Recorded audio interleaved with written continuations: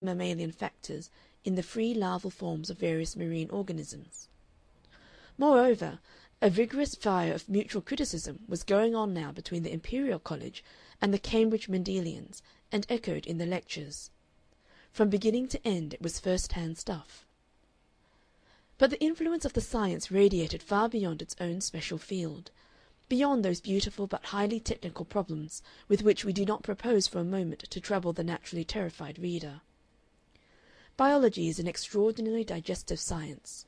It throws out a number of broad experimental generalizations, and then sets out to bring into harmony or relation with these an infinitely multifarious collection of phenomena. The little streaks upon the germinating area of an egg, the nervous movements of an impatient horse, the trick of a calculating boy, the senses of a fish, the fungus at the root of a garden flower, and the slime upon a sea-wet rock. 10,000 such things bear their witness and are illuminated. And not only did these tentacular generalizations gather all the facts of natural history and comparative anatomy together, but they seemed always stretching out further and further into a world of interests that lay altogether outside their legitimate bounds.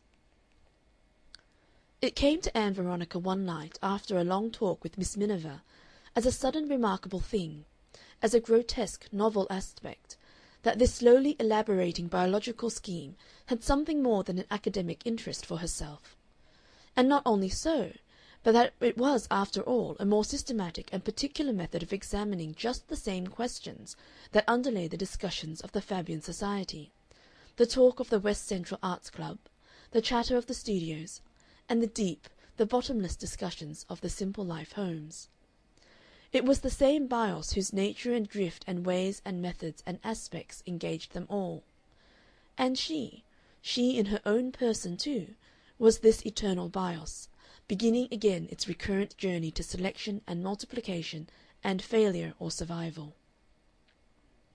But this was but a momentary gleam of personal application, and at this time she followed it up no further. And now Ann Veronica's evenings were also becoming very busy. She pursued her interest in the Socialist movement and in the suffragist agitation in the company of Miss Miniver. They went to various central and local Fabian gatherings and to a number of suffrage meetings. Teddy Widgett hovered on the fringe of all these gatherings, blinking at Ann Veronica and occasionally making a wildly friendly dash at her, and carrying her and Miss Miniver off to drink cocoa with a choice diversity of other youthful and congenial Fabians after the meetings. Then Mr. Manning loomed up ever and again into her world, full of a futile solicitude, and almost always declaring she was splendid, splendid, and wishing he could talk things out with her. Teas he contributed to the commissariat of Ann Veronica's campaign, quite a number of teas. He would get her to come to tea with him, usually in a pleasant tea-room over a fruit shop in Tottenham Court Road, and he would discuss his own point of view and hint at 1,000 devotions were she but to command him. And he would express various artistic sensibilities and aesthetic appreciations in carefully punctuated sentences and a large, clear voice. At Christmas he gave her a set of a small edition of Meredith's novels, very prettily bound in flexible leather, being guided in the choice of an author, as he intimated, rather by her preferences than his own. There was something markedly and deliberately liberal-minded in his manner in all their encounters.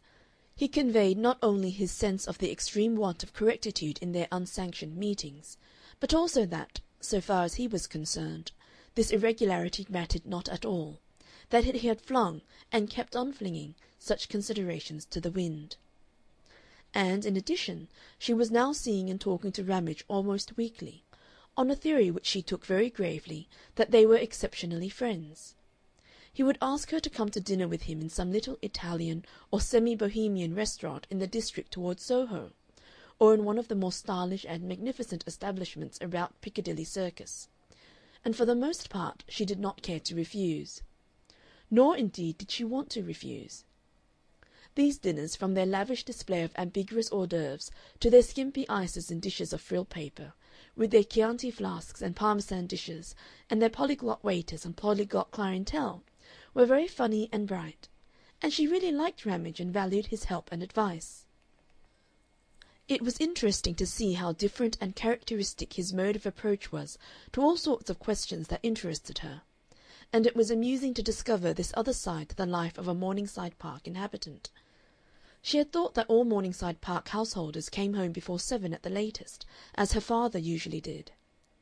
Ramage talked always about women or some woman's concern, and very much about Ann Veronica's own outlook upon life. He was always drawing contrasts between a woman's lot and a man's, and treating her as a wonderful new departure in this comparison. Ann Veronica liked their relationship all the more because it was an unusual one. After these dinners they would have a walk, usually to the Thames Embankment, to see the 2 sweeps of river on either side of Waterloo Bridge. And then they would part at Westminster Bridge, perhaps, and he would go on to Waterloo.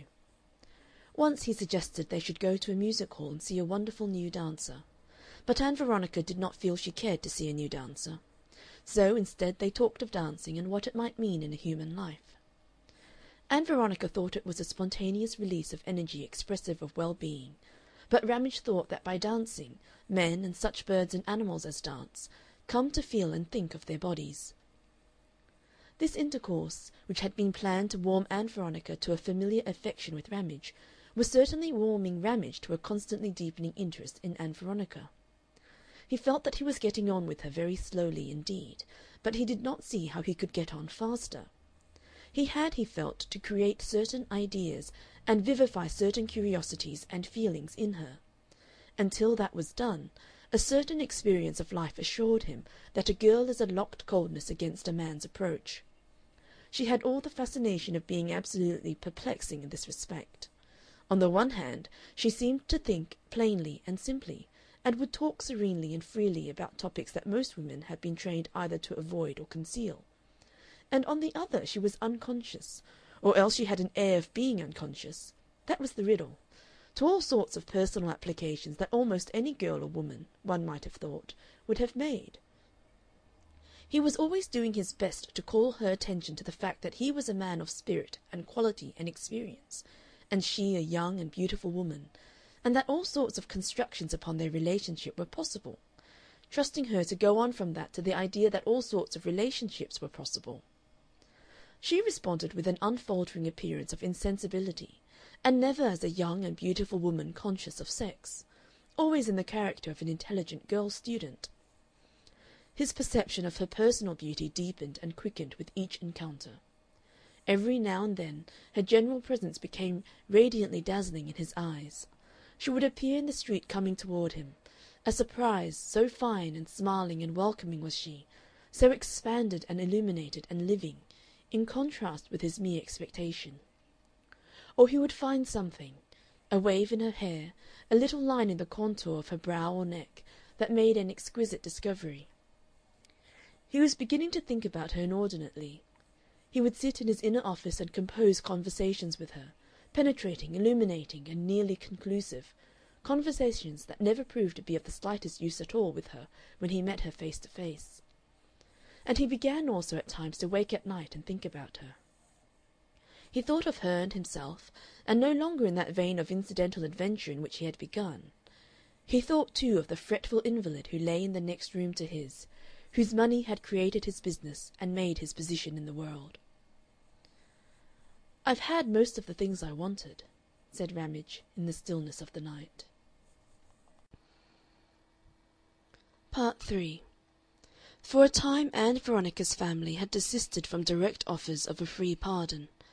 They were evidently waiting for her resources to come to an end. Neither father, aunt, nor brothers made a sign, and then one afternoon in early February her aunt came up in a state between expostulation and dignified resentment, but obviously very anxious for Ann Veronica's welfare. "I had a dream in the night," she said. "I saw you in a sort of sloping, slippery place, holding on by your hands and slipping.